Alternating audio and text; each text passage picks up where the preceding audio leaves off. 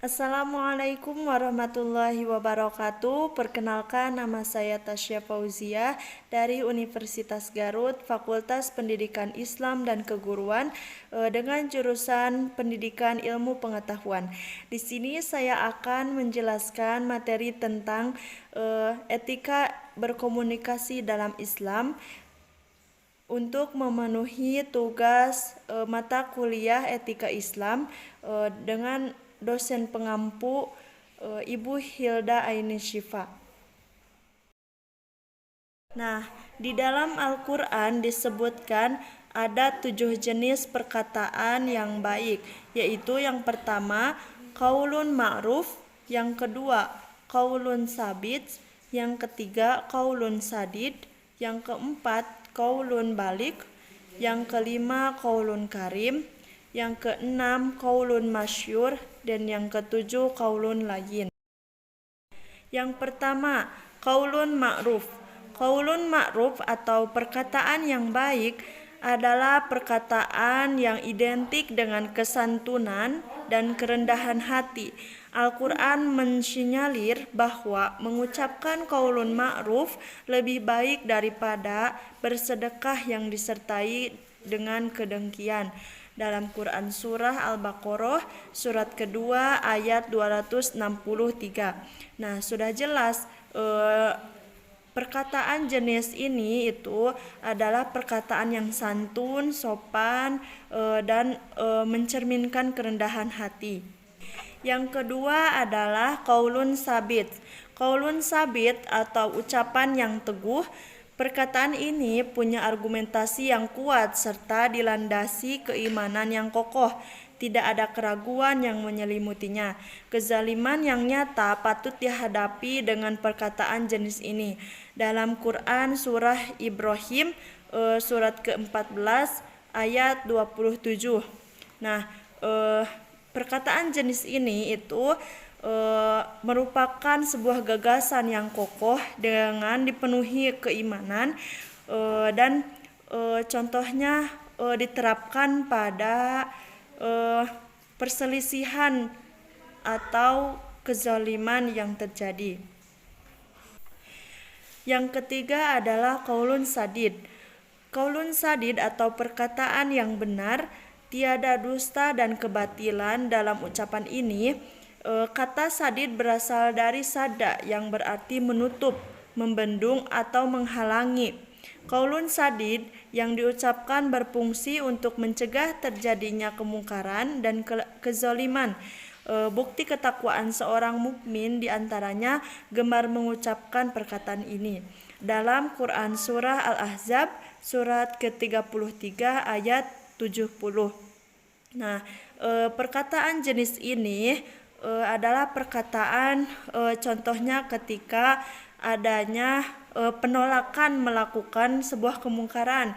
Contohnya seperti ketika kita menolak untuk diberi barang haram atau diperintah untuk melakukan kezaliman, maka perkataan ini digunakan untuk menutup atau melindungi diri kita dari kemungkaran tersebut. Nah, yang keempat adalah qaulun balik. Qaulun balik atau ucapan yang efektif dan efisien ini adalah jenis ucapan yang cermat, padat berisi, mudah dipahami dan tepat mengenai sasaran alias tidak ngelantur. Tipe perkataan seperti ini akan berpengaruh kuat bagi pendengarnya. Dalam Quran surah An-Nisa surat ke-4 ayat 63. Nah, perkataan jenis ini itu perkataan yang jelas, tidak menghabiskan waktu yang lama, namun tetap berisi perkataan yang bermanfaat dan berpengaruh bagi pendengarnya, serta tidak bertele-tele. Yang kelima adalah qaulun karim. Qaulun karim atau perkataan yang mulia Ia adalah tutur kata yang bersih dari kecongkakan dan nada merendahkan atau meremehkan lawan bicara. Terdapat semangat memuliakan, menghormati, dan menghargai terhadap lawan bicara dalam qaulun karim tersebut. Quran Surah Al-Isra surah ke-17 ayat 23. Nah, perkataan jenis ini adalah perkataan yang mendamaikan hati, penuh dengan penghormatan, seperti contohnya ketika kita berbicara dengan orang yang lebih tua dari kita. Perkataan ini tidak sama sekali tidak mengandung perkataan yang merendahkan seseorang atau lawan bicara kita. Yang keenam adalah qaulun masyhur. Qaulun masyhur atau ucapan yang layak dan pantas. Masyhur arti asalnya adalah yang memudahkan. Ucapan ini mengandung unsur memudahkan segala kesukaran yang menimpa orang lain dan menghiburnya guna meringankan beban kesedihan. Quran Surah Al-Isra surah ke-17 ayat 28. Nah, perkataan ini adalah perkataan yang memberikan semangat atau motivasi pada lawan bicara kita yang diajak bicara. Serta perkataan ini memudahkan atau seperti menasehati orang yang sedang bermasalah, orang yang sedang bersedih. Nah, perkataan ini adalah jenis perkataan yang bisa menganjurkan atau memberikan jalan keluar ketika seseorang mempunyai masalah. Yang ketujuh adalah qaulun layyin.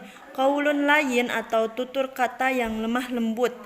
Kelembutan diharapkan dapat menundukkan kekerasan, sebagaimana air dapat memadamkan api. Inilah pesan Allah kepada Nabi Musa dan Nabi Harun ketika keduanya hendak menghadap Fir'aun yang lalim. Quran Surah Toha surat ke-20 ayat 44. Nah, perkataan jenis qaulun layyin ini adalah perkataan yang meredamkan amarah atau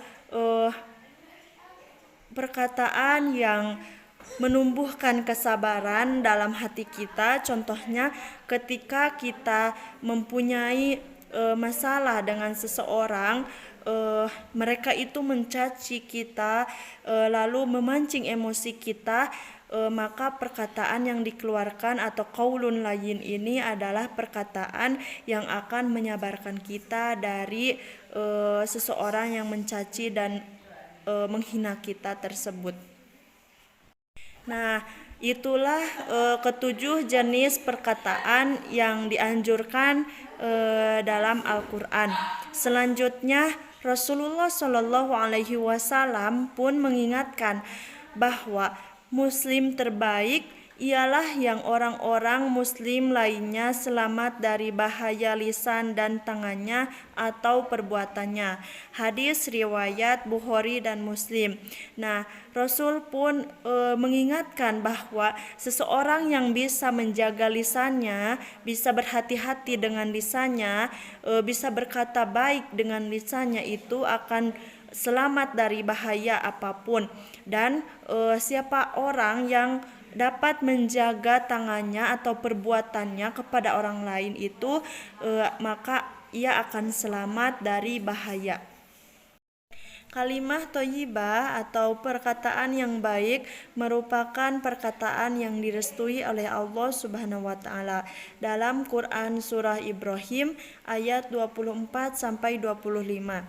Nah, sebelum membahas tentang perkataan yang baik atau materi berkomunikasi dalam Islam, dalam ayat tersebut dikatakan bahwa perkataan yang baik itu direstui atau diridhoi oleh Allah Subhanahu wa taala untuk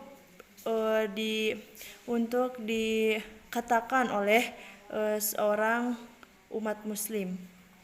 Nah, adapun kata mutiara dari Ali bin Abi Thalib, Janganlah engkau mengucapkan perkataan yang engkau sendiri tak suka mendengarnya jika orang lain mengucapkannya kepadamu. Nah, pada kata mutiara tersebut sudah jelas bahwa kita itu harus menjaga perkataan kita terhadap orang lain. Jangan sesekali kita mencaci, menghina ataupun merendahkan orang lain. Karena ketika orang lain pun berkata buruk kepada kita, kita tidak suka mendengarnya ataupun tidak enak mendengarnya. Maka jagalah perkataan kita dengan perkataan yang baik, perkataan yang memotivasi, memberikan semangat, memberi nasihat dan bermanfaat bagi orang lain. Sekian materi tentang etika berkomunikasi dalam Islam. Semoga kita dapat menjaga lisan kita agar selalu berkata baik terhadap orang lain. Mohon maaf atas segala kekurangan dan kesalahan. Wallahul muwaffiq ila aqwamit thoriq. Wassalamualaikum warahmatullahi wabarakatuh.